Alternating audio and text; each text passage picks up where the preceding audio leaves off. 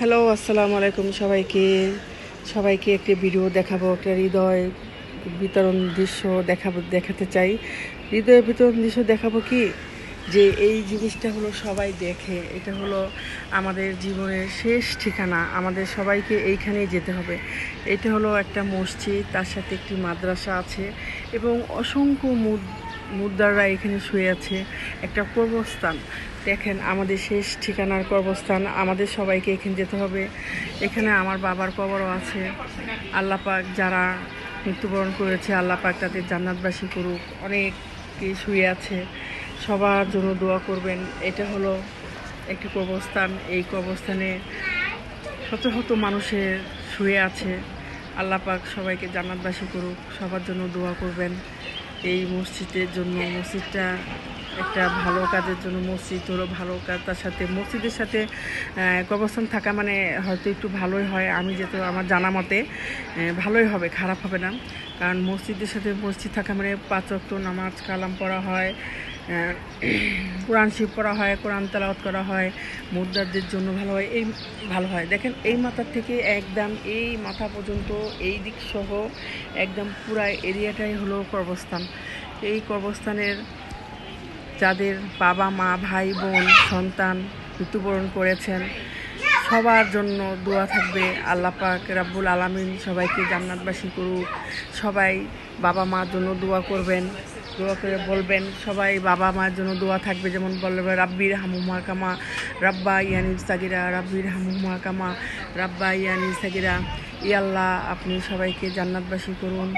যারা যার পিতা মাতা ভাই বোন যারা সকলে যে মারা গেছেন, সবার জন্য শুভকামনা, এবং আল্লাহ পাক যেন সবাইকে জান্নাতবাসী করুক।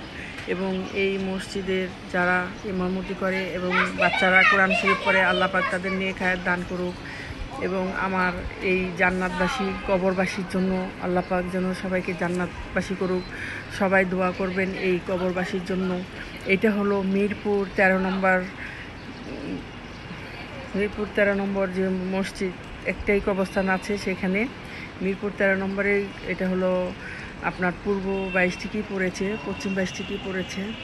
যাই হোক, সবাই এই মসজিদের কবরবাসীর জন্য দোয়া করবেন। এই যে এখানে আসছে আরেকজন, অনেক জিমির ভাই আসছে করতে।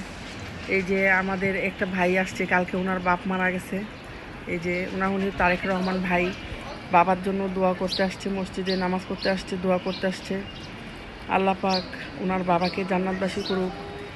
আল্লাহর কাছে দোয়া করি, আল্লাহ পাক যেন তার বাবাকে জান্নাতবাসী করুক। তার বাবা কেন, এখানে যত কবরবাসী আছেন আপনারা সবাই এই কবরবাসীর জন্য দোয়া করবেন, মন থেকে দোয়া করবেন। আমি কথা বলতেছি, আমি অ্যাকচুয়ালি সত্যি কথা বলছি যে আমার প্রায় কান্নায় চলে আসতেছে দেখে।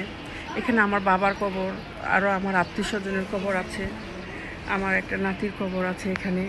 সবাই এই কবরবাসীর জন্য দোয়া করবেন। সবার কাছে সবার জন্য মাপ চাই, সবাই যেন আল্লাহ পাক সবাইকে মাফ করে দেয়। আল্লাহ তুমি সবাইকে মাফ করে দিও, সবাইকে জান্নাতবাসী করো।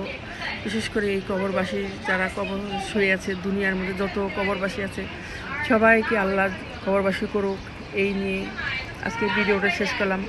আপনারা সবাই দোয়া করবেন, সবাই এই কবরবাসীর জন্য আল্লাহ পাক মাফ করে দেন এবং জান্নাতবাসী করুক আল্লাহ সবাইকে।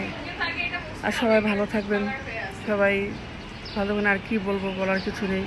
সবার জন্য শুভকামনা রইল, সবাই ভালো থাকবেন।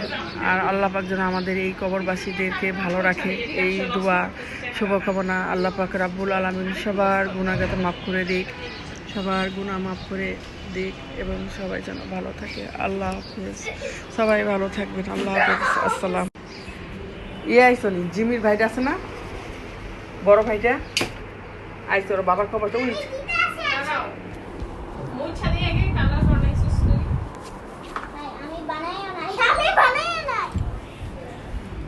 আবার কবরটা জিয়ার করতে আসছে। ওই যে নাইকেল গাছের নিচে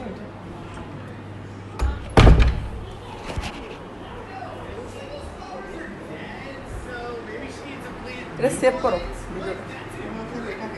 হ্যাঁ, এটা দিয়ে রাখছে, মাথায় ঘুমটা দিয়ে রাখছে।